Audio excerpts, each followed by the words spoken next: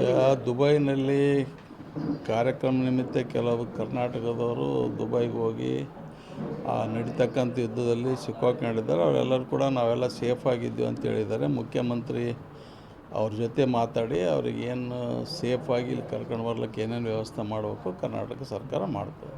ಅದರಲ್ಲಿ ಯಾದಗಿರಿದವ್ರು ಸರ್, ಯಾಕಂದ್ರೆ ಈ ಭಾಗದ ಜನ ಯಾರೇ ಇರಲಿ ಕರ್ನಾಟಕದವರು, ಯಾದಗಿರಿನೂ ಕರ್ನಾಟಕದಾಗೆ ಬಂತದು.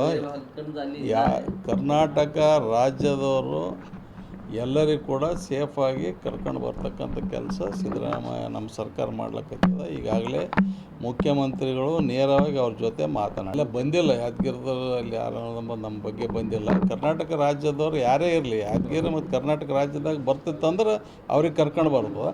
ನಿಮ್ಮ ಪ್ರಕಾರ ಬೇರೆ ರಾಜ್ಯದಾಗ ಬರ್ತಂದ್ರೆ ಅವ್ರ ರಾಜ್ಯದವ್ರು ಮಾಡ್ತಾರೆ.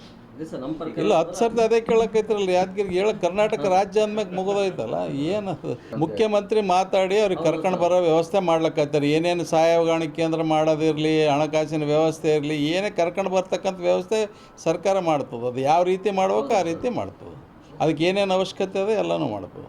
ರಾಜ್ಯ ಸರ್ಕಾರ ಮಾಡ್ತಾರೆ, ಕೇಂದ್ರ ಸರ್ಕಾರ ಕೂಡ ಒಂದು ಜವಾಬ್ದಾರಿ ಆದಷ್ಟು ಸರ್ ಅವರು ಮಾಡ್ತಾರೆ. ಕೇಂದ್ರ ಸರ್ಕಾರ ಯಾವುದೇ ಇಂಥ ಸಂದರ್ಭದಾಗ ಭಾರತ ದೇಶದಲ್ಲಿ ವಾಸ ಆಗ್ತಕ್ಕಂಥ ಎಲ್ಲರಿಗೂ ಕೂಡ ಅದು ಕರ್ತವ್ಯ ಅದ, ಧರ್ಮ ಅದ, ಅವ್ರು ಮಾಡಲೇಬೇಕು, ಮಾಡ್ತಾರೆ.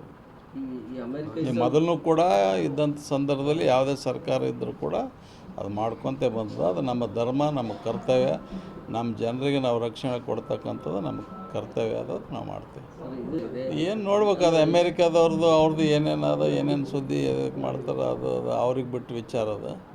ಅದೆಲ್ಲ ಕೂಡ ನಮ್ಮ ದೇಶದ ವಿದೇಶಾಂಗ ಸಚಿವರ ಜೊತೆ ಅವರೆಲ್ಲ ಮಾತಾಡಿ ತಿಳ್ಕೊಬೇಕು ಯಾಕಾಗ್ಲಿಕ್ಕೆ. ಅದ್ರ ಬಗ್ಗೆ ನಾವು ಹೇಳೋದು ಸೂಕ್ತ ಆಗಲ್ಲ. ಅದು ಭಾಳಷ್ಟು ಇಂಟರ್ನ್ಯಾಷನಲ್ ನ್ಯಾಷನಲ್ ವಿಚಾರಗಳು ಅದ್ರಾಗಿರ್ತವೆ.